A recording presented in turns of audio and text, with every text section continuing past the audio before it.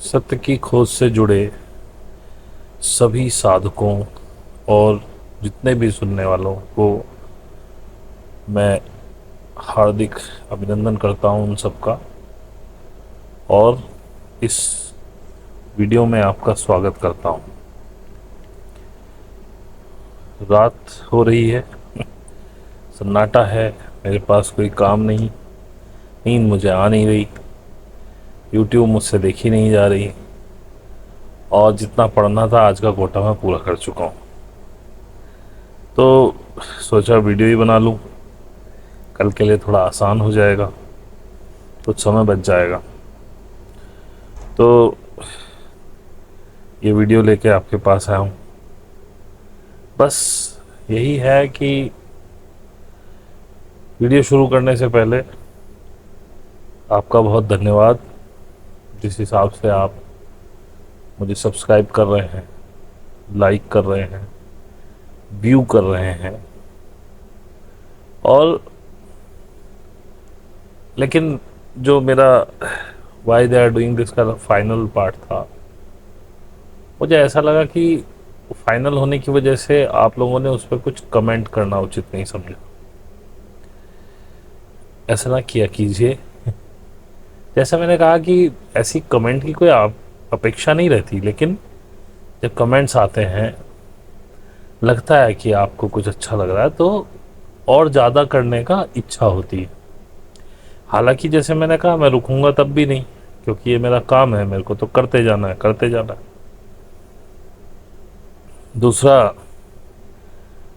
इस वीडियो को भी आपको अच्छा लगे तो लाइक करना, जिन्होंने सब्सक्राइब नहीं किया है वो कर लीजिए, घंटी का बटन दबा दीजिए। शायद मेरी इतनी सारी उल्टी सीधी बातों में कोई बात ठीक निकल जाए, आपको समझ आ जाए। तो दूसरा, जो डिस्क्रिप्शन में फेसबुक है उस पर फ्रेंड रिक्वेस्ट भेजिए, इंस्टा को फॉलो कीजिए ताकि नई नई रील्स आपको मिल सकें।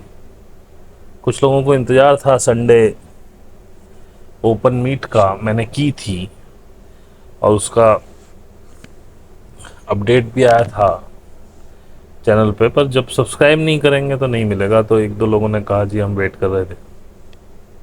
खैर, आगे से वो संडे मीट नहीं होगी, क्योंकि आप लोग ना तो इंटरेस्टेड हैं। जब वहाँ पर सारे मेरे ही ग्रुप के लोग आके पूछने हैं तो उनसे तो मैं ऑलरेडी हर हफ्ते बात करता हूँ। तो अब मैंने वो सब पोस्टपोन कर दिया है। मैं कोई भी संडे की कोई भी ओपन मीट संडे की तो नहीं रखूँगा। अगर आप लोग बहुत ज़्यादा कहेंगे तो किसी दिन रखेंगे। वैसे मुझे उम्मीद नहीं है आपसे, क्योंकि why they are doing this पर भी जितने व्यूज़ आए, जितने लाइक्स आए, जितने कमेंट्स आए, उस हिसाब से कोई ख़ास लोग इंटरेस्टेड नहीं थे। फ्लिप साइड ऑफ इट, मुझे तो लगा था कि, हालांकि उम्मीद कुछ नहीं थी, क्योंकि अंदर से तो पता है कि आप लोग इतने आलसी हैं, आपके मुंह में कोई ज़बरदस्ती खाना ठूस दे तो ठीक है, आप स्वयं नहीं करना चाहते। और इसी वजह से मेरा वो निर्णय सही रहा कि मैं हर किसी को नहीं बताऊंगा। जो इसके लायक हैं, जो जानना चाहते, केवल उन्हीं को मिले। खैर, आगे बात चलते हैं। तो जैसे एक भाई ने हमसे मेरे ख्याल में थर्ड या फोर्थ पार्ट पे ही या सेकंड पार्ट में ही पूछ लिया, ये तो आप बता रहे हैं, इसका कोई उत्तर दीजिए। हालांकि मैंने हर पार्ट में वो उत्तर दिया है, लेकिन शायद उनको समझ में नहीं आया। फिर मैंने लिखा कि भाई पहले ही पार्ट में बता दूं कि इसका पहले तो सुन लो कि होने क्या वाला है, हो क्यों रहा है। तो जैसा कि आप लोगों ने सुना वो सारे पार्ट, जिसने नहीं सुने हो वो सारे सुन लीजिएगा। जैसा कि आप लोगों ने सुना, खेल स्पिरिचुअल है, फिजिकल नहीं है। उनके पास पैसों की कोई कमी नहीं है, वही खेल रहे हैं आपसे। आप पैदा होते ही उनके गुलाम हो, जिसमें कोई डाउट ही नहीं है। वो पर्दे के पीछे रहते हैं, सॉरी, और वहीं से आपको कंट्रोल करते हैं।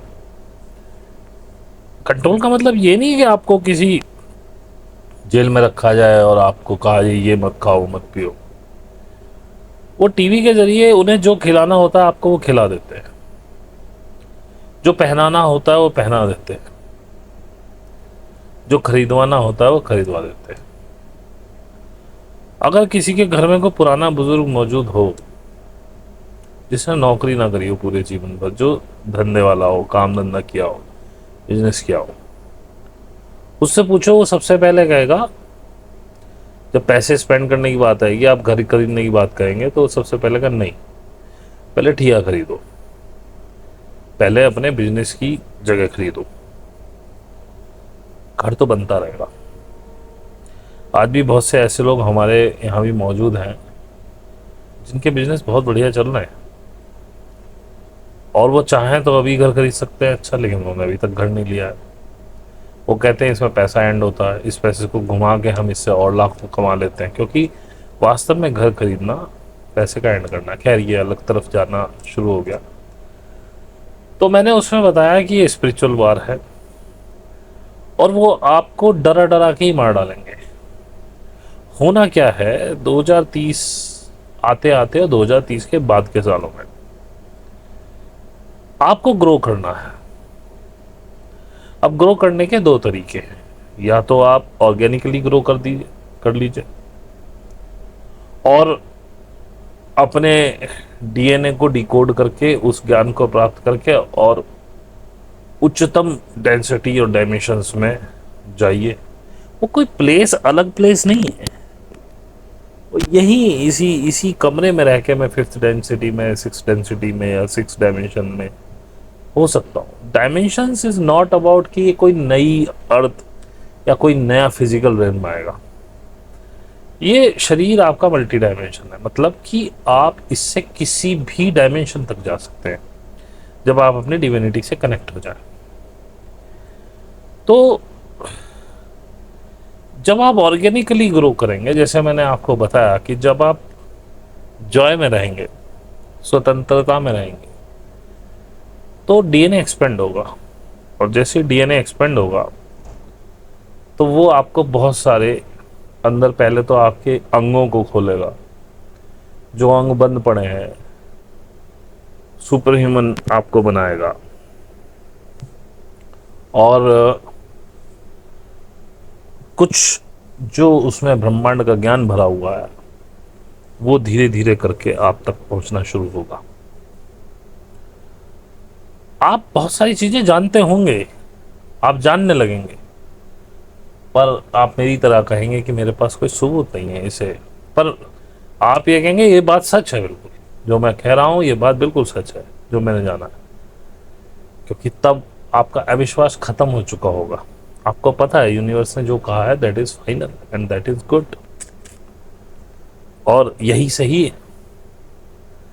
बहुत छोटी सी वाक्या बताऊं, काफ़ी समय पहले मैं मीट कर रहा था अपनी, हर सैटरडे जो मैं करता हूँ ग्रुप के साथ, अचानक मैं बोला कि कार्बन डाइऑक्साइड से कुछ नहीं होता, कार्बन डाइऑक्साइड तो पौधों के लिए बहुत ज़रूरी है, जितनी ज़्यादा कार्बन डाइऑक्साइड होगी उतने ज़्यादा पौधे फलेंगे फूलेंगे और उतना ही ज़्यादा आपको फल मिलेगा उससे, या दान मिलेगा या अनाज मिलेगा, जो भी जिस चीज़ का पौधा होगा, या फूल मिलेंगे। मैं क्योंकि ये सब कार्बन से ही तो बनता है और पानी से थोड़ी ना, मिट्टी से तो, मिट्टी थोड़ी खाता है पेड़ पौधे, नहीं तो अब तक तो मिट्टी खत्म हो जाती। मिट्टी सिर्फ उस पानी, उस नमी को रोकने की जरूरत है जिससे पेड़ फोटोसिंथेसिस करता है। असली खुराक तो उसकी वही कार्बन है, जिस कार्बन डाइऑक्साइड या कार्बन मोनोऑक्साइड में से वो कार्बन निकाल लेता है और ऑक्सीजन बाहर फेंक देता है। तो ये मैंने अचानक ही कहा, मेरे को भी नहीं पता चला मैंने कैसे कह दिया, मैंने तो कभी पढ़ा नहीं था इसके बारे में। तो मैंने ग्रुप में कहा कि ये बात मैंने कह दी है, इसका मेरे पास कोई प्रमाण नहीं है पर यह सत्य है। कुछ दिनों बाद मुझे एक वीडियो मिला, उसमें एक बंदा वोल्केनो के पास, वो कहता है वोल्केनो के पास जहाँ वोल्केनो इरेक्शन हो जाता है उसके पास हरे हरे पौधे बहुत होते हैं। वो कहता है क्योंकि यहाँ कार्बन डाइऑक्साइड की मात्रा ज़्यादा रहती है। वहाँ क्लिक हुआ। फिर ग्रेग का मैं सुन रहा था, तब उसने भी यही कहा कि जितनी कार्बन डाइऑक्साइड ज़्यादा होगी पेड़ पौधे उतने हरे भरे होंगे। लेकिन मुझे नहीं पता है कहाँ से, तो इस तरह से डिकोड होना शुरू होता है। लेकिन आपको किस तरह के वातावरण में डाला जा रहा है। पहली बात तो आप नौकरी करते हैं, आप चाहे मैनेजर हो, सीनियर मैनेजर हो, वीपी हो, कुछ भी हो, सीईओ भी हो, तब भी आप एक प्रेशर में काम करते हैं। यू आर नॉट फ्री, किसी ना किसी का डंडा आपके ऊपर है। और अगर आपके चेयरमैन है, बोर्ड ऑफ डायरेक्टर्स हैं, उन पे भी डंडा है किसी ना किसी का। हर व्यक्ति से इतना कस के फंसा हुआ है, वो डर में ही जी रहा है, अपनी स्पर्धा में भागा ही जा रहा है। और सबसे बड़ी नेगेटिव चीज़ जो आपकी ज़िंदगी में वो है पैसा। लेकिन मैं ये नहीं कह रहा हूँ आसाराम बापू की तरह कि जी पैसा अपने गुरु को दे दो, तुम क्या करोगे पैसे का। नहीं, पैसा आवश्यकता अनुसार जरूरी है। इस जीवन में, इस दुनिया में जीने के लिए पैसा बहुत ज़रूरी। मैं तो भगवान में मानता नहीं, लेकिन अगर कोई भगवान में मानता हो तो दूसरा भगवान ही कहना चाहिए इसको, क्योंकि जीने के लिए बहुत ज़रूरी है। आज की डेट, जो वर्ल्ड ऑर्डर आज चल रहा है उसके हिसाब से बहुत ज़रूरी है।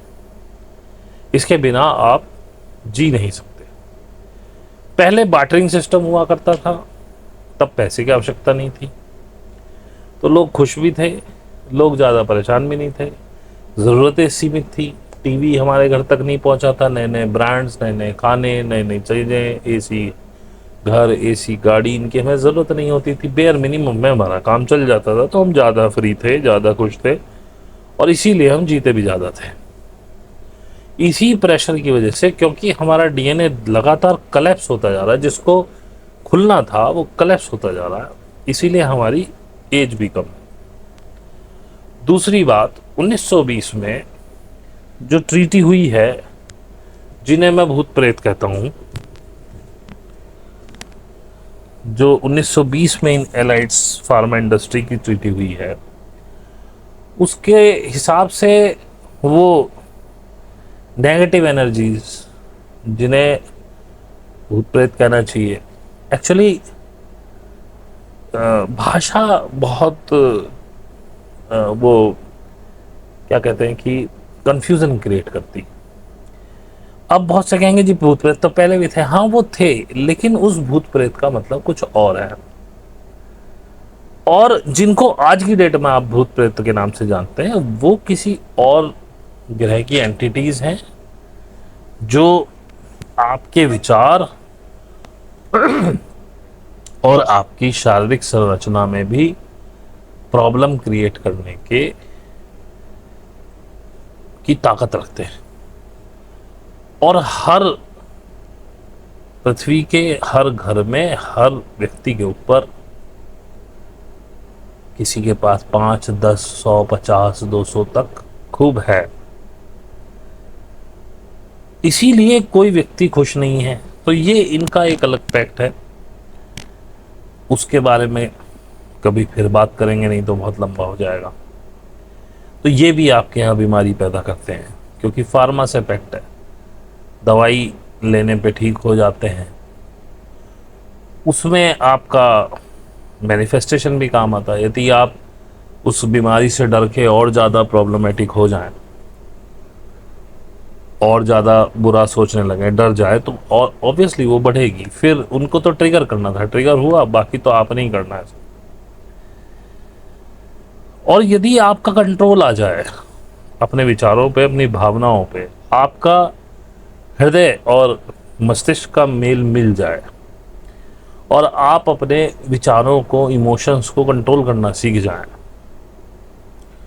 तो जैसे मैंने बताया लास्ट पार्ट में, ये हार्ट इस मस्तिष्क से 100 गुना इलेक्ट्रिकल फील्ड पैदा कर सकता है, और 5000 गुना इलेक्ट्रोमैग्नेटिक फील्ड पैदा कर सकता है, जिसे हम ऑरा बोलते हैं।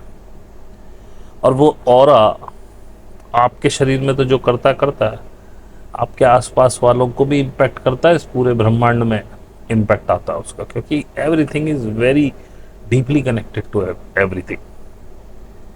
ये एक स्पाइडर वेब की तरह है कि जरा भी कहीं हल्का सा स्पंदन हुआ तो पूरे जाले में मकड़ी कहीं भी बैठी हो, उसको पता चल जाता है स्पंदन हुआ, और वहीं आ जाती है। ऐसे ही है ये सारा। इसको मैं समझाने की कोशिश कर रहा हूँ, किसको कितना समझ में आ रहा है। अब बहुत से तो उल्टी सीधी बातें लेकर आते हैं। एक कह रहा भाई साहब आप 100 किलो के शरीर के साथ ज्ञान बांट रहे हो। अरे भाई उसकी बातें कर रहे हो साधना की। उनके दिमाग में यही है कि कोई पतला सा मरगिल्ला सा आदमी ही साधना कर सकता और तो कोई कर नहीं सकता। तो भाई तोतापुरी महाराज काफ़ी भारी थे और बड़े भी बहुत थे, मैं तो उनके आगे बच्चा लगूं।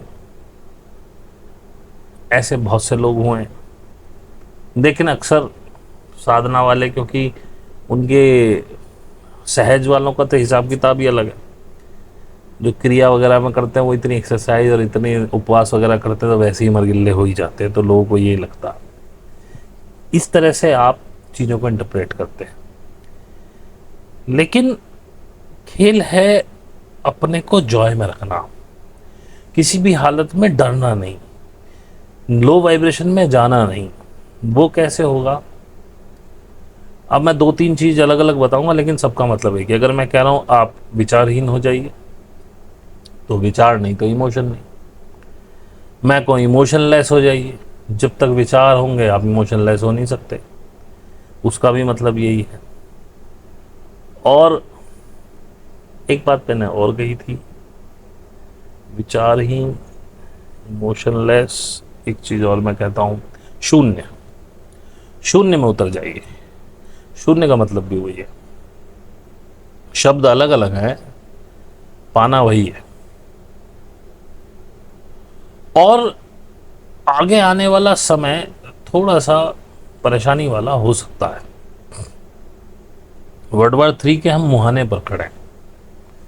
अगर वर्ल्ड वॉर 3 होता है, जो कि मैं देख रहा हूं कि होने वाला है, और जो मुझे लगता है कि पावर इस बार शिफ्ट होगी यूके यूएस से एशिया में, क्योंकि चाइना और रशिया बड़े बेताब हैं। ईरान को साथ में मिला लिया, क्योंकि ईरान एक बहुत बड़े पार्ट को गवर्न करता है सेंट्रल एशिया के, और वेस्टर्न एशिया तक उसकी पहुंच है। तो और पाकिस्तान भी इस समय चाइना पे बहुत डिपेंड है, तो उसको तो अलग मानिए ही मत। तो ये एक नेक्सस बन रहा है। और भारत का ऐसा कि भारत के बस की कुछ है नहीं। वो कोशिश करेगा पहले कि मैं किसी के साथ ना जाऊं, फिर देखेगा जिधर का पल्ला भारी हुआ, और रशिया उसका नेचुरल अलाइज है, तो हो सकता है वो रशिया के साथ ही जाए, क्योंकि यूएस के साथ जाना उसको भारी पड़ेगा। हालांकि मुझे नहीं पता वो कब क्या होगा, क्या निर्णय कौन लेगा, वो तो मोदी जी जाने। अगर तब तक रहेंगे, कोई और होगा तो वो जाने जो कुर्सी पर रहेगा। क्योंकि चाइना ने भी हमें घेरा हुआ है। इधर बांग्लादेश में तख्ता पलट से चाइना का उसमें दखल हो गया है, क्योंकि पाकिस्तान का उसमें दखल है। नेपाल भी चाइना की तरफ झुका हुआ है, तो हम वैसे ही इतने घिरे हुए हैं। अगर हम यूएस की तरफ जाए, यूएस हमें नहीं बचा सकता। और मैं ये मानता हूँ कि यूएस रशिया से बड़ी शक्ति है इस समय, लेकिन रशिया और चाइना यदि मिल जाते हैं तो यूएस यूके उसका मुकाबला नहीं कर सकते। ये भी है। हमें तो आप गिनिए ही मत कहीं, हम तो बस अपना ही डिफेंस कर लें, वही बहुत है। हालांकि अगर वर्ल्ड वार होती है तो किसी ना किसी पक्ष में तो खड़ा होना ही पड़ेगा, और वहीं से इस न्यू वर्ल्ड ऑर्डर की शुरुआत होगी। क्योंकि आप देखिए, हर वर्ल्ड वॉर में एक वर्ल्ड ऑर्डर आया। जो फर्स्ट वर्ल्ड वॉर हुई उससे पहले कोई ये मेरे हिसाब से इतने वीज़ा वीज़ा के ऐसे कानून नहीं थे। होंगे थोड़े बहुत, बहुत लचर से थे, क्योंकि कोई भी कहीं भी चला जाया करता था। हमारे Subhash Chandra Bose ji second world war के बाद भी जापान चले गए थे, तो आई थिंक सो। हालांकि मुझे पता नहीं है उस समय क्या स्थिति थी, कोई पुराने व्यक्ति हो तो बता सकता है। कभी कोई मुझे कोई किताब मिलेगी तो बताऊंगा। फर्स्ट वर्ल्ड वॉर के बाद कुछ हुआ, लेकिन सारे राष्ट्रों पे कोई कानून नहीं बना, कोई बाउंडेशन नहीं लगी, इसलिए वो फिर भड़के और फिर सेकेंड वर्ल्ड वॉर हुई। सेकेंड वर्ल्ड वॉर के बाद एक नया वर्ल्ड ऑर्डर आया, जिसमें यूनाइटेड नेशंस बना, कि भाई यहाँ बैठ के हम सारी बातें करेंगे, कोई गलत करेगा तो हम यहीं पे निपट लेंगे, इस आशा में कि अब शांति रहेगी। और शांति खराब भी हम नहीं की थी, शांति करने के लिए फिर चलो खैर, लेकिन उसमें कोई पुलिसिंग नहीं हुई। और जो उसमें एक, जिसे कहते हैं कि एक गुंडे का रोल लेकर के यूएस निकल के आया। और आज तक भी आप देखिए सब पे सैंक्शन यूएस ही करता है, उसकी मोनोपोली, दादागिरी चली है भाई। और सबसे ज़्यादा सैंक्शन झेलने वाला देश है रशिया। और यूएस चाइना से कितना भी माल लेता हो, पर सैंक्शन बहुत सारे लगा रखे हैं उसने। ईरान को सबसे ज़्यादा दुखी किया हुआ है यूएस ने, सैंक्शन ही सैंक्शन है। मतलब रशिया की हालत तो ये है कि वो किस तरह से अपनी इकोनॉमी चला रहा है, वो बहुत बड़ी बात है। उसने तोड़ के रख दिया उसके सैंक्शन ने। तो ये world war, new world order लेके आ रही है। अब वो कैसा होगा, क्या होगा, जैसा आपने पढ़ा है वैसा होगा, मुझे नहीं पता। लेकिन ये इनएविटेबल है, ये होगा ही। डिजिटल करेंसी आएगी, नहीं भी आई तो करेंसी चेंज होनी होनी है। नहीं आई डिजिटल तो कुछ और तरह की आएगी, करेंसी तो बदलेगी, ये भी इनएविटेबल है। अब इसे आप या तो डर लें, और या इसमें, क्योंकि एक पुराना मुहावरा है, when the rape is inevitable stretch your leg and enjoy। जिस चीज को आप बदल नहीं सकते, उसको देख देख के सोच सोच के डरने की बजाय आप या तो अल्टरनेट सीखो या उसे स्वीकार करना सीख लो। हमारे ध्यान में, साधना में हम यही बताते हैं, चीजों को स्वीकार कर लो, फिर वो परेशान नहीं करती। क्योंकि जिसपे आपकी, आप और मैं, बताइए क्या कर सकते हैं। हम 1,00,000, 2,00,000, 10,00,000 लोग भी इकट्ठे होकर अगर एजिटेशन करें तो भी नहीं बदल सकते हम इसे। इसको एक्सेप्ट करना ही पड़ेगा आपको। और इसके कुछ अच्छे पहलू भी है, वो आपको खोजने पड़ेंगे। मैंने तो बताया अपने फ्लिप साइड ऑफ इट में, यदि आप निकाल पा रहे हैं तो वेल एंड गुड। और उन अच्छे पहलुओं के साथ आपको वो लाइफ जीनी पड़ेगी। सपोज करो जो रुपया अब चल रहा है, अगर इसी को डिजिटल बना दिया जाता, जैसे कोविड में बना दिया जाता, या जैसे 500 हज़ार के नोट बंद करे थे कि भाई अब डिजिटल ही होगा सारा, तो भी क्या कर सकते थे आप। रातों रात कुछ अनाउंस हो जाए, गवर्नमेंट कर दे, आप कुछ नहीं कर सकते। खैर, तो बात यह है कि इसका तोड़ क्या है। इसका तोड़ यही है कि आपको अपनी भावनाओं पे, अपने इमोशंस पे काबू पाना पड़ेगा। और मैं अभी एक मूवी देख रहा था, वैसे ही खाली बैठा था, मूड कर नहीं रहा था। मूवी में देखता नहीं, बच्चे साथ बैठे थे, बोले पापा ये लगा लो हम देखेंगे, तो उनके साथ वैसे ही बैठ गया। Avengers end game. तो उसमें लास्ट में जब थैनोस आता है, होता क्या है, छोटी सी बहुत संक्षेप में उसकी कहानी बता देता हूँ 1 मिनट में, कि थैनोस इस धरती को तहस नहस कर देता है। कुछ लोग बच जाते हैं, मैक्सिमम लोग मारे जाते हैं।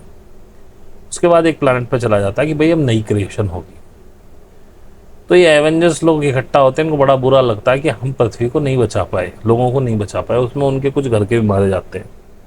तो एनी हाउ वो एक सोल्यूशन निकालते हैं कि भाई हम इस पुराने टाइम में जाके थैनोस को ये करने से रोकेंगे दोबारा, और हम सब कुछ फिर वैसा ही कर देंगे। तो वो ऐसा करने में सक्षम हो जाते हैं। फिर थैनोस, क्योंकि अब फ्यूचर चेंज हो चुका है, तो थैनोस धरती पे ही आता है उनसे लड़ने के लिए। तो थैनोस एक बात कहता है, तुम पृथ्वी के लोग, तुम अपने अतीत को ऐसा चाटते रहते हो, मैंने ये सब खत्म किया था कि कुछ नया बनेगा, तुम नई संभावनाओं में जाना ही नहीं चाहते, तो यही तुम कर रहे हो। पुराना जब ढहता है तभी नया बनता है। अगर सिंधु घाटी सभ्यता खत्म नहीं हुई होती तो वैदिक युग नहीं आता, वैदिक युग नहीं ढहता तो मौर्यन एम्पायर नहीं आता, बुद्ध नहीं आते, महावीर नहीं आते। मौर्यन एम्पायर ख़त्म नहीं होता तो ये मुगलों का शासनकाल नहीं आता। मौर्यन कह रहा हूँ, सॉरी, मतलब वो मौर्यन तो पहले ही ख़त्म हो गया था। उसके बाद जो नागराजाओं का काल रहा, क्षत्रियों का, वो नहीं होता तो मुगल नहीं आते, मुगल नहीं आते तो अंग्रेज नहीं आते, और अंग्रेज नहीं आते तो हम स्वतंत्र नहीं होते और एक देश नहीं होते। हम तो छोटे छोटे रजवाड़ों में बिखरे हुए थे ना, हम एक देश तो थे ही नहीं। इसीलिए सब लोग हम पे आके आक्रमण कर पाए, क्योंकि हमें यार अच्छा वही तो लड़ रहा, लड़ने दे, हमारी वही आज भी वही कहानी है। जब तक मेरे घर में आग ना लगी हो मुझे लगता ही नहीं कि आग लगी। जैसे कि जब किसी का घर तोड़ा जा रहा था बुलडोजर से, खासकर मुस्लिमों का, तो हिंदू ताली बजा रहे थे। अब उसी के थोड़े दिन बाद बराबर वाली कॉलोनी में जब बुलडोजर गरजने लगा हिंदुओं के घरों पे, तो वो रो रहे हैं। तब दुख समझ में आया कि घर टूटने का क्या होता है। तो हम शुरू से ही ऐसे रहे। तो हम भारत बन पाए, इंडिया बन पाए बिकॉज ऑफ इंग्लिश मैन्स, और उन्होंने हमें बहुत कुछ दिया। ये ऐसी बात नहीं है कि खाली लूट के तो ले गए, इसमें कोई दो राय नहीं, लेकिन वो हमको एकता के सूत्र में बांध गए। हमने मिलकर उनसे युद्ध लड़ा, एजिटेशन किया हमने, चाहे वो उसका क्रांतिकारी तरीका रहा हो या हम बापू के तरीके से करे हों, लेकिन किया तो सही, सब एक जगह मिले तो सही।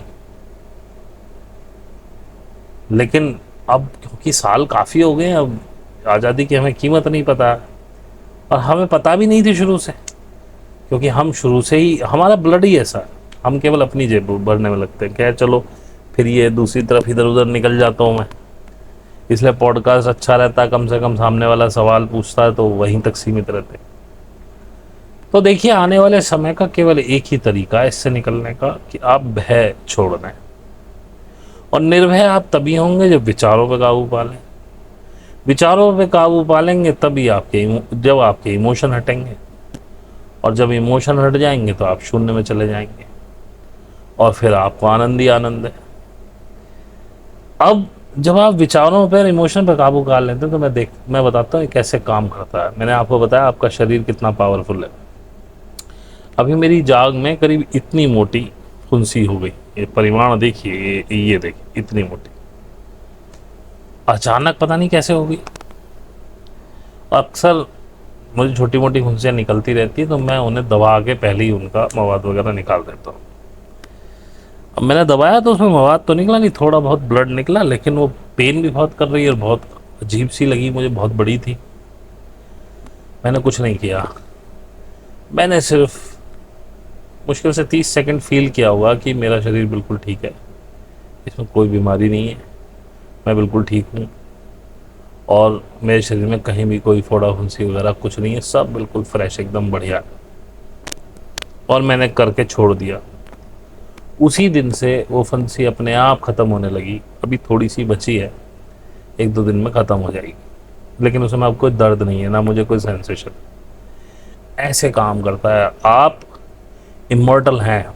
एक तो ये कहते हैं कि जी आपकी आत्मा इमॉर्टल है, आप शरीर बदलते रहते हैं, आप कभी मरते नहीं, ये तो एक अलग मैटर है चेतना का, वो तो मैं बता चुका हूँ, वो भी सत्य है। लेकिन ये शरीर भी आप जितने वर्ष चाहें उतने वर्ष जी सकते हैं सर। लेकिन देवरा बाबा का नाम सुना होगा बहुत लोगों ने, उनकी उम्र का किसी को पता नहीं, कि कोई कहता 700 साल जी, कोई कहता 800 साल जी। तो ये संभव है, और ये मुझे समझ में आ चुका है कैसे संभव है। तो इन सब का एक ही निष्कर्ष है कि आप साधना करिए, ध्यान करिए, लेकिन किसी गुरु के सानिध्य में करिए। मैं ये नहीं कहता हूं मेरे पास आइए, जो भी आपको गुरु मिल जाए जिसमें आपकी श्रद्धा हो, क्योंकि बिना श्रद्धा का ये विषय ही नहीं है। अगर आप मेरे पास भी आएंगे और श्रद्धा नहीं है आपके अंदर, आप मुझे परखने के लिए आ रहे हैं या कुछ पाने के लिए आ रहे हैं, छोटी मोटी सिद्धियां, तो कहीं नहीं पहुंच पाओगे। तो जिस पर आपकी श्रद्धा हो, जिसे आप गुरु मान सकते हो, और समय ज़्यादा नहीं है, 1 महीने वेट करना, कुछ मिले तो ठीक, ना मिले तो भाई तुम अपने घर, मैं दूसरे गुरु के पास। क्योंकि अगले, मुझे लगता है कुछ महीनों में ही ये सब कुछ इस तरह से स्टार्ट हो जाएगा कि अगर आप अब नहीं चेते तो तब बहुत रोना पड़ेगा। चेत तो जाएंगे, उसके बाद तो आप घुटनों के बल सीखेंगे इसको, और इसीलिए ये सब हो रहा है। क्योंकि प्रकृति बड़ी करुणामयी है, बड़ी करुणा करती है, वो आप पे दया नहीं दिखाती, करुणा करती है। तो आपको इतना मारेगी, मार मार के सीधा कर देगी। मैं सिर्फ ये बताना चाह रहा हूँ कि क्यों मारने की प्रतीक्षा कर रहे हो, खुद से ही चले जाओ। अब कुछ बातें मैंने लिखी थी आपको बताने के लिए, जैसा कि मैं भूल जाता हूँ। एक तो इस समय बड़े जागरूक होकर किसी भी इंफॉर्मेशन को लो, जैसा मैंने लास्ट पार्ट में भी बताया कि आपकी इंद्रियां आपको धोखा देती हैं। सबसे ज़्यादा आपकी आँख और कान, सबसे प्रमुख आँख है। उसके बाद आपके दिमाग में घूमने वाले विचार, जैसे कि अक्सर जैसे बीजेपी ने पैदा कर दिया है, हिंदू और मुस्लिम के बीच में बहुत बड़ी खाई पैदा कर दी है। तो जैसे अभी आपने बांग्लादेश में सुना होगा, हिंदुओं को मार रहे हैं जी, हिंदुओं के मंदिर तोड़ रहे हैं, ये हो रहा है वो हो रहा है। These were all fake news. मैंने किसी पे विश्वास नहीं किया, मैं वेट करता रहा कि कोई ना कोई छन के आएगी। अच्छे पत्रकारों को मैं सुनता हूँ, बाकी मैं अरे गहरे तो को सुनता ही नहीं, जो केवल हाइप क्रिएट करते हैं और अपनी उनको व्यूज़ बढ़ाने होते हैं। जैसे कि नॉकिंग न्यूज़ वाले हैं गिरिजेश वशिष्ठ जी, तो उनकी न्यूज़ आ गई। उन्होंने बताया, बांग्लादेश के एक व्यक्ति ने बताया, बोले यहाँ ऐसा कुछ नहीं है, यहाँ मुस्लिम लोग ही बल्कि सुरक्षा कर रहे हैं उनकी, कोई गड़बड़ ना हो जाए, हमारा नाम खराब ना हो। कोई भी इंफॉर्मेशन यदि आप तक आ रही है, उसे कम से कम 5-6 अच्छे सोर्सों से वैलिडेट करो, बजाय कि उस पर रिएक्ट करने के। क्योंकि अगर आप रिएक्ट करेंगे तो हो सकता है आप किसी परेशानी में पड़ जाएं। जब तक अच्छे से प्रोसेस ना कर लो तब तक उसे मानो मत। और किसी के बारे में आपने कोई विचार बना रखे हैं, जैसे कि मुसलमान खराब होते, गंदे होते, फलाना ढिमकाना, तो हर धर्म में हर तरह के लोग होते हैं। किसी धर्म में धर्म को नहीं गंदा कहा जा सकता। और एक 7 अक्टूबर 2023 में क्या हुआ था इज़राइल में, जिसके बिना पर इज़राइल ने गाज़ा में इतना कत्लेआम किया। जो मेन स्ट्रीम में न्यूज़ आई वो कुछ और आई, लेकिन 7 अक्टूबर को जो हुआ वो कुछ और हुआ था। मैंने वो अल जज़ीरा का पूरा 1 घंटे का पूरा डॉक्यूमेंट्री देखा, 1-1.5 घंटे का। इस पे उस दिन गाज़ा से लड़ाके निकले कि हम दाखिल होंगे और हम अपनी ज़मीनें लेने के लिए हम इज़राइल में जाएंगे। इज़राइल के पास ये सूचना थी, लेकिन मैंने वो सीन देखे हैं जो लड़ाकों ने यहाँ अपने वेब कैम्स वगैरह लगा रखे थे, उनसे शूट हुआ है। वैसे कोई ना कोई शूटिंग हुई, ना कोई न्यूज़ चैनल था, ना कुछ था।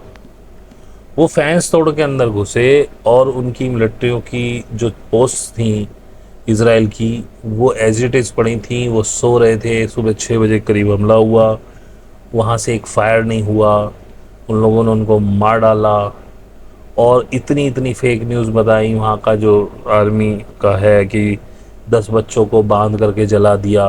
तो एक पत्रकार ने कहा एविडेंस दिखाइए, एविडेंस नहीं है उनके पास। एक बोले कि एक गर्भवती महिला की हत्या कर दी, उसका पेट फाड़ के उसका बच्चा निकाल लिया, वो एम्बिलिकल कॉर्ड से बंधा, मतलब वो कॉर्ड नहीं कटी थी और बच्चे को फाड़ डाला। उसने कहा मुझे दिखाइए, तो महिला का शव तो दिखा, उसने कहा बच्चा कहाँ है इसमें?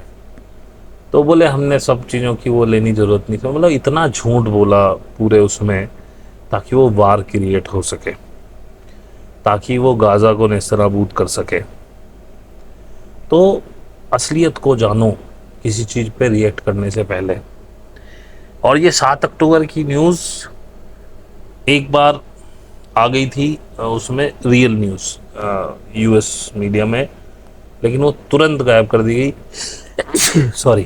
जैसे कि 9/11 में हुआ था, वो हवाई जहाज, पहले बिना हवाई जहाज के ये वर्ल्ड ट्रेड सेंटर जो थे, ट्विन टावर्स थे, क्या थे, वो ब्लास्ट होते दिखाए। उसके बाद वो न्यूज़ रोकी गई, फिर दोबारा नए वो आए जिसमें हवाई जहाज़ दिखाया गया था। और वहाँ के जो चश्मदीद गवाह थे उन्होंने कहा नहीं, हमने हवाई जहाज़ नहीं देखा कोई भी, तो वो भी फेक था। तो हर चीज़ को रीवेरीफाई करके तब मानो। मैं भी जो कह रहा हूँ हो सकता है झूठ बोल रहा हूँ, मैंने आपको डेट्स दी, चीज़ें बताई, आप खुद सर्च करो। उसके बाद जैसे आप देखते हो इतना मनी, यहाँ स्टॉक एक्सचेंज में इतना, स्टॉक एक्सचेंज में ये वो, ये गोल्ड ट्रेडिंग फलाना, MCX फलाना, ये तो आप पक्के का ट्रेड देख रहे हो भाई साहब। ये 5% भी नहीं है टोटल ट्रेड जो होता है पूरे वर्ल्ड में, वो डार्क वेब के थ्रू होता है, जिसमें लड़कियों की, लड़कों की जिस्म की खरीद फरोख्त होती है, जिसमें ये छोटे बच्चों को डरा डरू के जो उनका ब्लड निकालते, क्या बोलते हैं उसको, उसकी ट्रेडिंग होती है। सारे हथियार उसमें ट्रेड होते हैं, ड्रग्स की पूरी ट्रेडिंग होती है। और एक बात और बताऊं आपको, लीगली आप ड्रग्स नहीं ले जा सकते हो किसी भी देश में, लेकिन US जैसे देश में बहुत बड़ी मात्रा में ड्रग्स पहुंचाई जाती हैं, US UK में। और ये धंधा उनके नेताओं की नाक के नीचे चलता है, जो अब हिंदुस्तान में भी होने लगा है। US इस समय भयंकर नशे की गिरफ्त में है। US बदहाली की ओर जा रहा है, डॉलर उनका टूटने की कगार पे है। US के आने वाले समय में दिन बहुत ख़राब हो सकते हैं, ऐसा मैंने जाना है। आप भी सर्च करिए। डार्क वेब में आपका एक्सेस ही नहीं है, आपके जो गूगल क्रोम वगैरह, एज ब्राउज़र्स वगैरह हैं, फायरफॉक्स, मोजिला, ये उस डार्क वेब में कनेक्ट ही नहीं होते हैं। और ये जो आप इंटरनेट चलाते हैं, ये टोटल इंटरनेट का 1% ही है। असली तो डार्क वेब में ही चलता है इसका, उसमें सब तमाम डील्स होती है, पता नहीं कैसी कैसी। मिलिट्री भी उसे बहुत बड़े उसमें यूज़ करती है, और जितने गंदे काम आप सोच सकते हो सारे होते हैं उसमें, उसके भी बाप होते हैं उसमें। और बड़ी बड़ी इकोनॉमीज़ इस ड्रग ट्रेडिंग के ऊपर ही चलती, बड़ी बड़ी इकोनॉमीज़, इसके बिना उनका गुजारा नहीं है। और इस ड्रग ट्रेडिंग के धंधे के लिए कई सरकारें पलट दी गई, कई अच्छे लोग हटा दिए गए। जैसे कि आपने सुना होगा, सबसे पहले वो सद्दाम हुसैन को उन्होंने नेस्तनाबूद किया था कि इसके पास रासायनिक हथियार हैं। ये सब हाइप बना के उसको ख़त्म कर दिया गया, क्योंकि वो कह रहा था कि मैं अपना ट्रेड गोल्ड में करूँगा, मैं नहीं लेता डॉलर। अमेरिका हिल गया, उसने एक शगुफा छोड़ा, वहाँ के लोगों को भी भरमा दिया। जबकि सद्दाम हुसैन के टाइम में वहाँ के लोग बहुत खुश थे, आज वो परेशान हैं।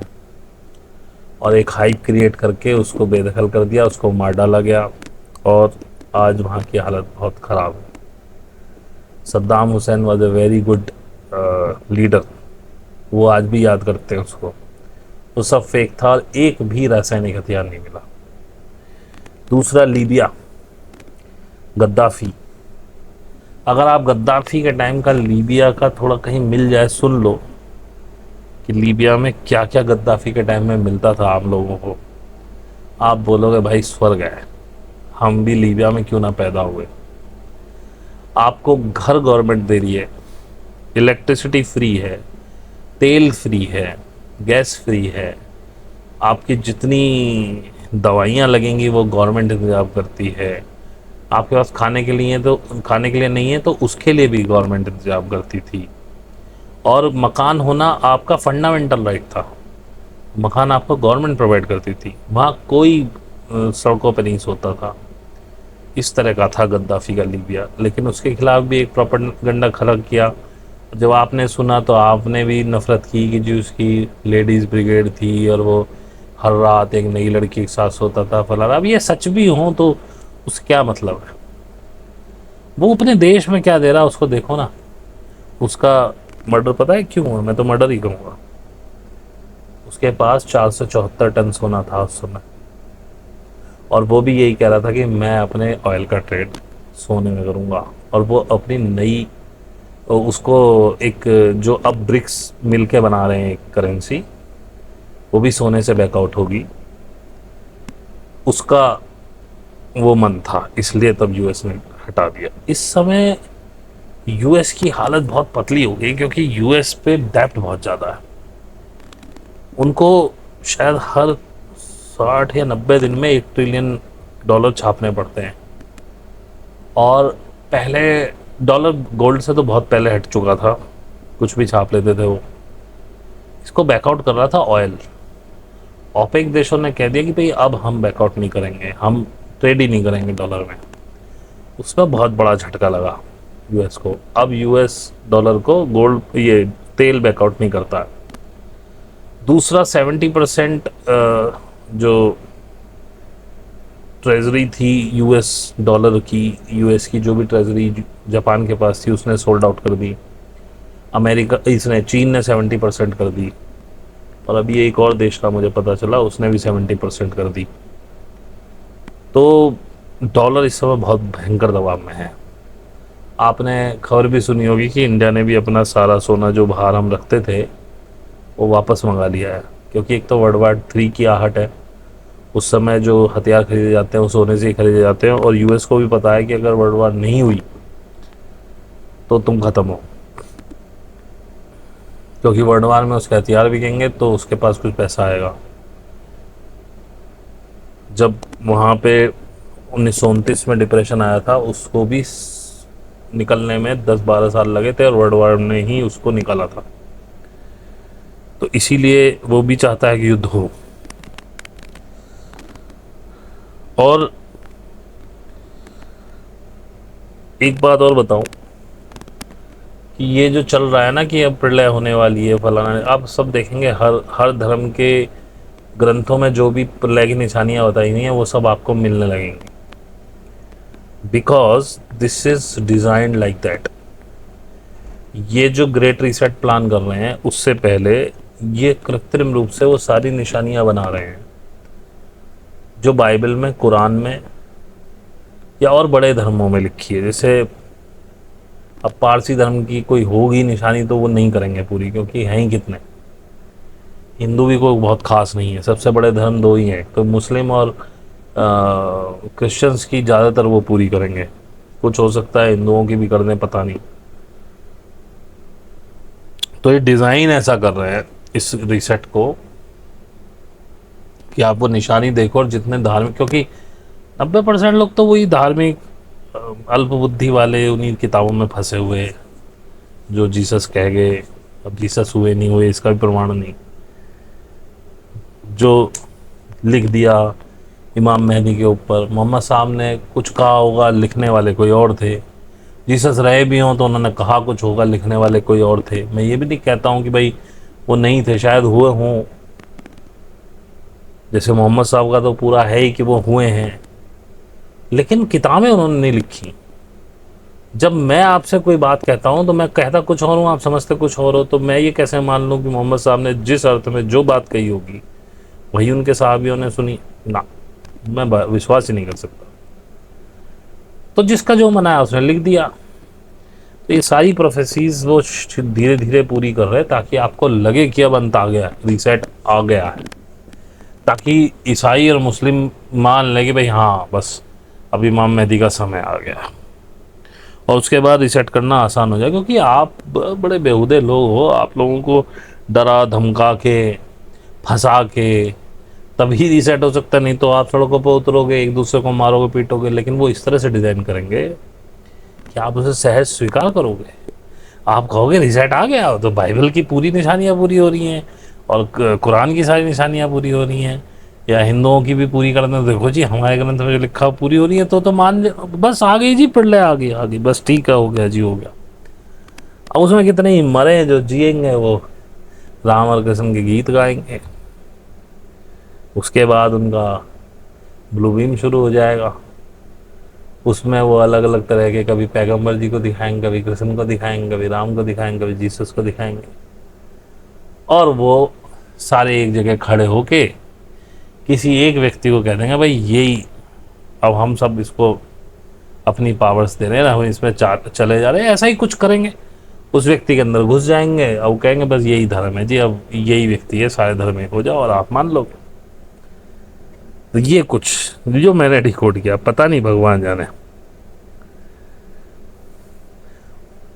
इसी तरह से आपको गुमराह करें, और इसी तरह से पहले भी करते हैं। इनको पता है कि आप अव्वल दर्जे के बेवकूफ़ हो। जो समझदार लोग हों उन्होंने कभी भगवान को माना नहीं। जो पढ़े लिखे लोग हों जिन्होंने असली ज्ञान प्राप्त किया, जैसे कोई भी इतिहासकार हो, कुछ चुनिंदा जो पुराने इतिहासकार हैं हमारे हिंदुस्तान के, अधिकतर पंडित हुए हैं वो, जिन्होंने उल्टे सीधे इतिहास लिखे हैं, उनको छोड़ के तो अच्छे इतिहासकार हैं जिन्होंने इतिहास को एज इट इज़ परोसा है। मैंने कईयों किताब पढ़ रहा हूँ मैं, तो मैंने देखा उनको सब पता है कि ना कोई भगवान हुए, ना कोई राम हुए, ना कृष्ण हुए, सब पता उन्हें, इसलिए वो मानते भी नहीं होंगे। अब अगर लिख कुछ रहे हैं और मान कुछ रहे हैं तो मैं नहीं कह सकता कुछ भी, क्योंकि जैसे जब हमारे नासा नासा कह रहा हूँ, इसरो के वैज्ञानिक अपना कोई भी यान छोड़ने से पहले उसका मुहूर्त निकलवाते हैं, ऐसा मैंने सुना है। विश्वास तो नहीं होता है, सत्य है, अगर सत्य है तो बहुत गलत है। खैर, मैं नास्तिक हूँ, दुनिया तो नास्तिक नहीं है। तो एक बात और रह गई,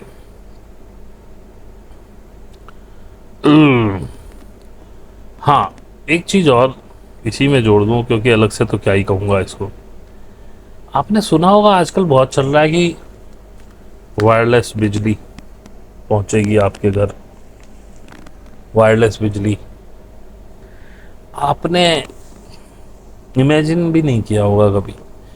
मैं बहुत छोटा सा था, एक बच्चे की कल्पना थी, मैं ये कहता था, जब हमारे सामने नई नई ये डिश चली थी, छोटी वाली नहीं, बहुत बड़ी वाली, जब डिश ये केबल टीवीज चले थे, तो मैं कहता था कि भाई देखो, वहाँ से सैटेलाइट से सिग्नल आते हैं, वो भी इलेक्ट्रिक ही होते हैं सिग्नल, बेशक बहुत लाइट होते हैं, पता नहीं चलते।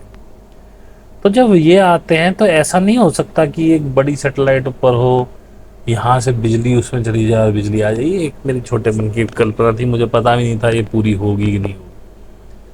तो आज मैं देख रहा हूँ वो कहते हैं वायरलेस लाइट भेजेंगे, इलेक्ट्रिसिटी भेजेंगे आपके पास। ये कैसे भेज पाएंगे? आपको लगता है नई खोज की है, बहुत पहले से इनके पास। टेस्ला को समझो, जो टेस्ला ने टावर बनाया था, जिसके ऊपर इसने फंड करने से मना कर दिया था ये रॉकफेलर या रॉकचाइल्ड ने, और बाद में उसकी मृत्यु हुई थी। वो यही कर रहा था, वो टेस्ला एक टावर बना रहा था।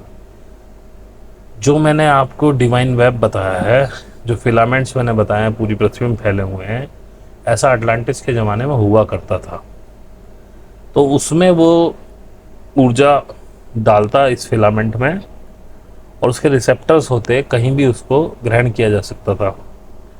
और उसके जरिए कितनी बड़ी क्रांति आने वाली थी कि आपके सारे व्हीकल्स इलेक्ट्रिक होते, और वो रिसेप्टर्स उनमें लगे होते और वो उन्हीं ग्रिडों से उठा लेते, यहाँ ना कि आपके हवाई जहाज भी इलेक्ट्रिक हो जाते। लेकिन उस समय क्योंकि ऑयल में बहुत अच्छा पैसा छप रहा था रॉकफेलर रॉकचाइल्ड का, तो उन्होंने उसको फंड करना बंद किया, उसकी हत्या करवाई। तो ये टेस्ला के ज़माने से, उस ज़माने से पता है ये। अब एक चीज़ और हो रही है, आप देख रहे हैं कि स्टारलिंक के सैटेलाइट छोटे छोटे पूरी पृथ्वी को घेर रहे हैं। क्यों घेर रहे हैं?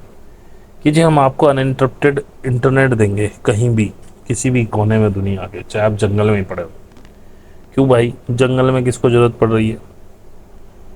जंगल में किसी को ज़रूरत नहीं पड़ रही, इन लोगों को ज़रूरत पड़ रही है जो ये मशीन्स, कैमरे, दुनिया भर की चीज़ें इंस्टॉल करेंगे। पहली बात तो उनकी चार्जिंग पॉइंट के लिए उनको वायरलेस इलेक्ट्रिसिटी चाहिए, तो वो एयर में मौजूद होगी, कहीं भी चार्ज हो जाएंगे वो। प्लस जब स्टारलिंक का 5G हर जगह अवेलेबल होगा, अब तक भी सैटेलाइट से इंटरनेट चलता था, लेकिन वो बहुत स्लो चलता था। हम जब ये ISDN चला करती थी, जब ये ब्रॉडबैंड वगैरह नहीं आए, मैं 2002-03 की बात कर रहा हूँ, 2001-2002 के आसपास की, तो उस समय ये हो जाया करता था कि एक डिश, जो ये डिश टीवी वाली बड़ी वाली छतरी लग जाती थी, तो वहाँ से डाउनलोड लेते थे और एक ISDN लाइन के थ्रू अपलोड दे देते थे। ये जुगाड़ चलता था, अच्छी बैंडविड्थ मिल जाती थी। लेकिन वो थोड़ी, अगर अपलोड भी सैटेलाइट के थ्रू कर दें तो वो थोड़ा स्लो हो जाता। खैर, ये टेक्निकल चीज़ें हैं, जब हमारे ज़माने की बातें हैं। तो आज वो स्टारलिंक बहुत तेज़ स्पीड आपको देगा, जैसी आपकी फाइबर से ब्रॉडबैंड आ रही है ऐसी, क्योंकि इनको ज़रूरत है। 5G इतने अच्छे इंटरनेट के बिना इनकी डिवाइसेस नहीं काम करेंगे। लेकिन डरने का नहीं, वो उन्होंने प्लान किया है। ये होगा कि नहीं होगा इस बात की कोई गारंटी नहीं है। तो बिना मतलब के पचड़ों में मत पड़ो। 100 बातों की एक बात कहता हूँ, साधना करनी शुरू कर दो, गुरु ढूंढ लो, अपना गुरु ढूंढ लो, जो भी अच्छा लगे। मैं ही कोई अकेला सिखाने वाला नहीं। साधना सीखनी है, ध्यान सीखना है, अच्छे गुरु से सीखना है। 1 महीने से ज़्यादा वेट मत करना। अगर कुछ नहीं हुआ तो छोड़ दो, बदल दो, पैटर्न बदल दो, विधि चेंज करो, गुरु चेंज करो, कुछ भी करो। ये क्रिया योग का तो बिल्कुल समय नहीं है। क्रिया योग में तो 4-5 साल तो पता भी नहीं चलता कुछ होता है। यहाँ 4-5 साल में आप बहुत कुछ पा लेते हो। अब भाई मेरे को अपनी कोई वो भी नहीं करनी है कि जी मैं अपनी मार्केटिंग कर रहा हूँ, क्योंकि मेरे पास, मैं बहुत सीरियस लोगों को लेने का इच्छुक रहता हूँ, सीरियस लोगों का स्वागत करता हूँ। नॉन सीरियस मेरे को अच्छे ही नहीं लगते। लेकिन बहुत सारे नॉन सीरियस लोग आज भी मेरे साथ हैं, लेकिन हाँ वो अपने भाव से जुड़े हुए हैं। उनको सीखना ठीक है, उनकी चाल मंदी है, ठीक है, 5 साल में नहीं सीखेंगे, 10 साल में सीख जाएंगे, लेकिन तो पड़े हुए हैं। लेकिन कोई बिल्कुल ही नेगलेक्ट करने लगे तो फिर मैं उसको हटा देता हूँ। पुराने लोगों में से भी हटा दिया करता हूँ बीच बीच में, जब मुझे बिल्कुल लगता है कि यार अब तो ये सुन ही नहीं रहा। तो मुझे कोई पैसे कमाने का शौक़ नहीं है इससे। और गुरु को जानना सीखो, सदगुरु को पहचानना सीखो। सबसे बड़ी बात यह होगी, वो सत्य को कभी नहीं छोड़ेगा, चाहे कितना ही कड़वा हो। ना उसको शर्म आएगी बोलने में, ना डर लगेगा। दूसरा, आपको आडंबरों में नहीं फंसाएगा, आडंबर तोड़ेगा।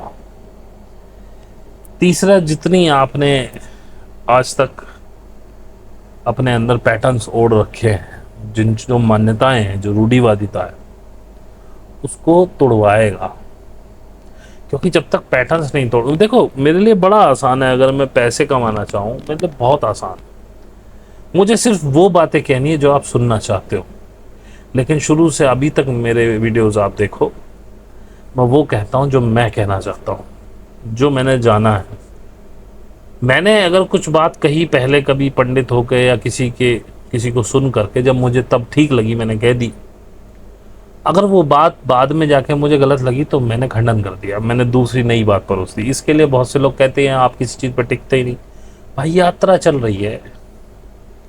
अभी मैं हिमालय को बहुत दूर से देख रहा था, अभी फिर थोड़े पास पहुंचा तो मुझे उसकी ठंडक महसूस हुई। तो जो वहाँ से मुझे लग रहा था हिमालय, वो कुछ और लगने लगा।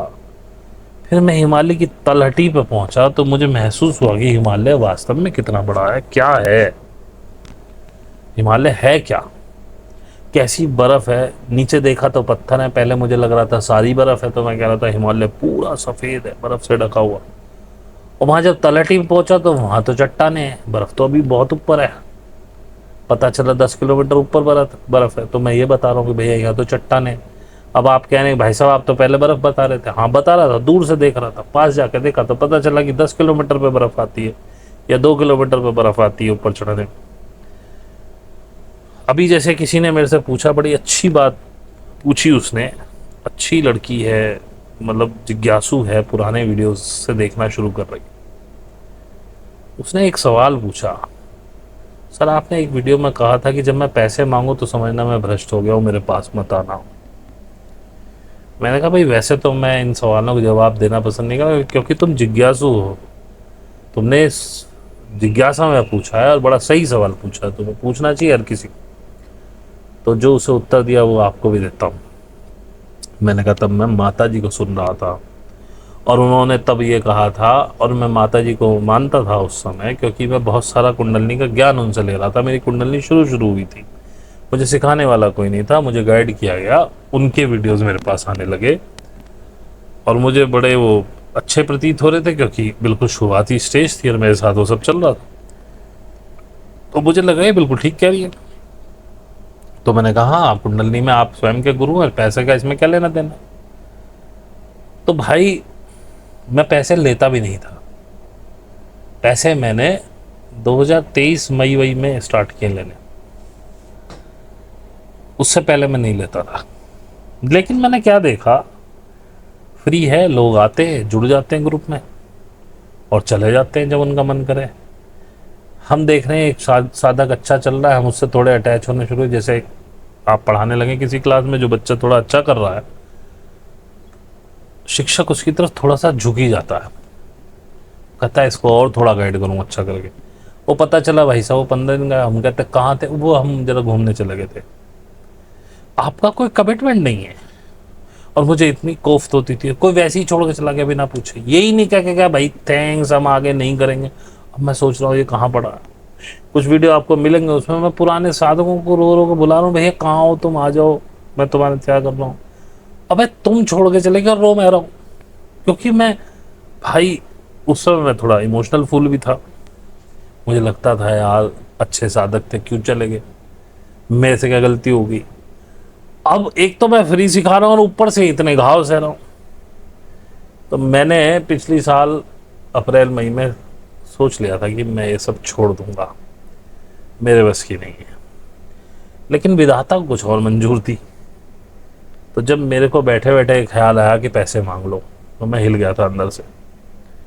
मैंने कहा ये कैसे हो सकता है, मैं पैसे कैसे ले सकता हूँ, पैसे का तो मतलब ही नहीं ध्यान सिखाने में।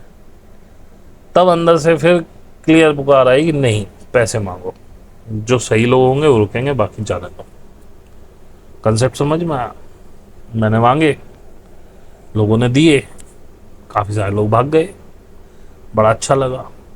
उसके बाद पैसे, मैंने जब पैसे लेने शुरू किए तो मैंने कहा भाई जितने आपके पास हो, मेरी तो फीस 1000 है। तो कोई 250 देता था, कोई 500 देता था, कोई 750 देता था, 250 वाले काफ़ी थे। हालांकि उनमें से अब भी कुछ लोग हैं, उनसे हम पैसे नहीं बढ़ाए क्योंकि वो भाई ठीक है उनकी स्थिति है, लेकिन शिद्दत से सीख रहे हैं। तो करते करते मैं मतलब कम पैसे, मैंने पुराने वीडियो में सुनोगे भी आप, मैं कहता हूँ भाई जितने हो उतने दे देना, सीखना है तो आ जाओ। मुझे लगता था कि जो कोई 200 रुपये भी देगा तो दे रहा है, तो इसका मतलब अंदर। लेकिन मैंने देखा कि जो लोग 1000 रुपये दे रहे थे उनके भाव अलग है सीखने के, जो 500 दे रहे थे उनके अलग हैं, 250 दे रहे थे बिल्कुल नेग्लिजिबल, और उससे कम वाले तो समझो हैं ही नहीं।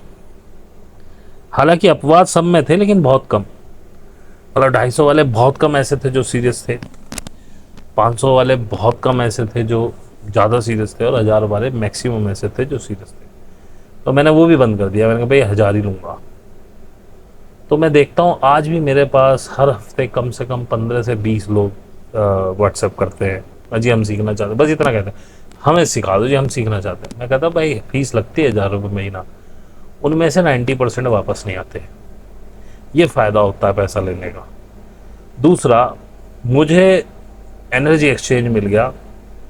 तो जब कोई बिना बताए, बहुत से बदतमीज एक से एक हैं, जैसे अभी मेरे पिछले वीडियो में आपने सुना होगा एक साधक हमारा था चला गया, ऐसे ही बस पिनक में, अच्छा तो जा रहे, बात खत्म। तो एक से एक बदतमीज लोग हैं, अपने आप को समझता तो पता नहीं क्या था, बताता तो पता नहीं क्या था। अभी एक और आई थी पीछे साधक, पहले चली गई थी, फिर आई, मैंने उसको लिया नहीं, 3 महीने चक्कर कटाए, 3 महीने बड़े मिन्नत करके तुरंत आ गई। फिर जैसे पहले चली गई थी ऐसी फिर चली गई। मैंने इस बार लिख दिया भाई अब तू किसी लायक नहीं है, अब दोबारा मत आना। लेकिन अंदर कोई कोफ्त नहीं है, अंदर कोई सोच नहीं है, उसने ऐसा क्यों किया, क्या किया, कैसे किया, मुझे नहीं पता। भाई जब तक रहा उसने पैसे दिए, चला गया चला गया। मुझे अपना जो मैंने पारितोषिक अपना सेट किया है खुद, क्योंकि इसका कोई मूल्य नहीं है, कीमत केवल मेरी उन क्लासेस की है जो मैं देता हूं, मूल्य इसका कोई नहीं चुका सकता। और ये वही जान सकता जो सीख रहा है, जो सीख रहा है उसको पता है कि हम जीवन भी अपना दे दें, अर्पण कर दें, तो इसका कोई मूल्य नहीं दे पाएंगे हम। ये तो सिर्फ मैंने अपने आप को कुंठा से बचाने के लिए, परेशानी से बचा। अब जैसे वो साधक चला गया चला गया, अब हर महीने 2-3 नए साधक जुड़ते हैं, उनमें से 1-2 भाग जाते हैं, एक आध रह जाता, अगले महीने कंटिन्यू करते, मुझे कोई प्रॉब्लम नहीं। मुझे तो दिखने लगता है शुरू में तो ये, अब जैसे अभी एक है साधक, वो जिस दिन से आया उनको कुछ नहीं पता, ना वो कोई मैसेज पढ़ रहे हैं ना कोई जवाब दे रहे हैं। मैंने उनको मैसेज भी डाला भैया कॉल बैक कर लो, क्यों दिए उन्होंने 1000 रुपये, भगवान ही जाने। भाई मैं तो सिखा रहा हूँ, तुम सीख ही नहीं रहे तो मैं क्या करूँ। एक और लेडी है, वो 2 बार उन्होंने कहा नहीं मैं कर रही, मैं मुझे कैसे पता चले आप कर रहे। अब मुझे लगता नहीं वो अगली बार कंटिन्यू करेंगे, कर लेंगे, मुझे तो कोई प्रॉब्लम नहीं है। तो इस चीज़ों से मैं बच जाता हूँ, मैं अपनी कुंठा से बच जाता हूँ, एनर्जी एक्सचेंज हो जाता है, मुझे किसी के आने जाने से कोई फ़र्क नहीं पड़ता। जो सीरियस लोग होते हैं वो रुकते हैं, जो नहीं होते चले जाते हैं। अगर ऐसे ही होने, अब तक कम से कम मैं कुछ भी नहीं तो बताऊँ 60-70 लोग इकट्ठे हो गए होते अगर मैं फ्री कर रहा होता। अब एक व्यक्ति ने कहा जी वो बुद्ध तो फ्री सिखाते, मैंने पहले भी कहा भैया ठीक है मुंडे हो जाओ, आ जाओ चीवर पहन के, चलो सिखाते हैं बुद्ध के तरीके से, लाओ भिक्षा मांग के, घर से दूर हो जाओ, शमशान में निवास करो, अब भिक्षा मांग के हमारा हिस्सा भी दो और सीखो। तब नहीं, अजी ऐसे कैसे हो जाएगा। तो खैर चीज़ें बात करते करते बहुत लंबी हो गई। अभी तो पहले इसको सुन के देखना पड़ेगा इसका शीर्षक क्या रखा जाए। खैर जो आगे तक यहाँ तक रुके हैं उनका बड़ा बड़ा धन्यवाद भाई। आप मुझ जैसे व्यक्ति की बकवासों को बर्दाश्त करते हो, असली धन्यवाद के पात्र तो आप हो। मैं तो पता नहीं क्या क्या बकता रहता हूँ, मैं तो अपने टाइम पास में लगा हुआ हूँ, नींद नहीं आ रही तो आपसे बातें कर ली। तो बहुत धन्यवाद जो यहाँ तक रुके हैं। बाकी जिनको पसंद आया हो, इसमें कुछ वैसे तो था नहीं तो लाइक कर देना भाई, सब्सक्राइब कर लेना, और डिस्क्रिप्शन में जो हमारे फेसबुक पेज है वहाँ फ्रेंड रिक्वेस्ट भेज देना, और जो हमारा टेलीग्राम इंस्टाग्राम उसे फॉलो कर लेना। जिसको सीखना हो टेलीग्राम व्हाट्सएप ईमेल तीनों चीज़ दी हुई हैं, किसी पे भी संपर्क कर लो। 1000 रुपये मेरी फ़ीस है, उससे कम मैं लेता नहीं हूँ। जब अंटी में नोट हो तब बात करना, और सीखने की असीम जिज्ञासा हो करना ही है, आसान नहीं है ये याद रखना, तोते उड़ जाएंगे। तो पहले पूरा मन को दृढ़ कर लो, खुद से इस संसार को जानने की इच्छा है, खुद को जानने की इच्छा है, परमात्मा से मिलने की इच्छा है। ये चीज़ें जितनी दृढ़ होंगी उतना ही आगे बढ़ पाओगे। यदि आप इन प्रश्नों के उत्तर ढूंढने के लिए जान भी दे सकते हो, मैं तो कहता हूँ उसी कंडीशन में साधना में आना। बाकी तो बहुत सारे मठ मंदिर पड़े, चले जाओ यार, अपना ईगो ही तो सेटिस्फाई करना है। मंदिरों में जाओ, पूजा करो, तीर्थ स्थलों में घूमो, भगवान के दर्शन करो, पंडे पुजारियों चढ़ावे चढ़ाओ, ईगो सेटिस्फाई हो जाएगा। भगवान से मिलाए, हमसे बड़ा भक्त कौन है, देखो इतनी दूर चल के आए हैं। दूर से दूर तीर्थ की यात्रा करो, जितनी दूर जा सकते हो। अहंकार आपका संतुष्ट हो जाएगा और आप आनंद, मेरे पास मत आओ, क्योंकि मैं आपका आनंद, अहंकार तो तोड़ूंगा, मैं संतुष्ट नहीं करूंगा। Thank you very much. बहुत सारी बातें होंगी, धन्यवाद।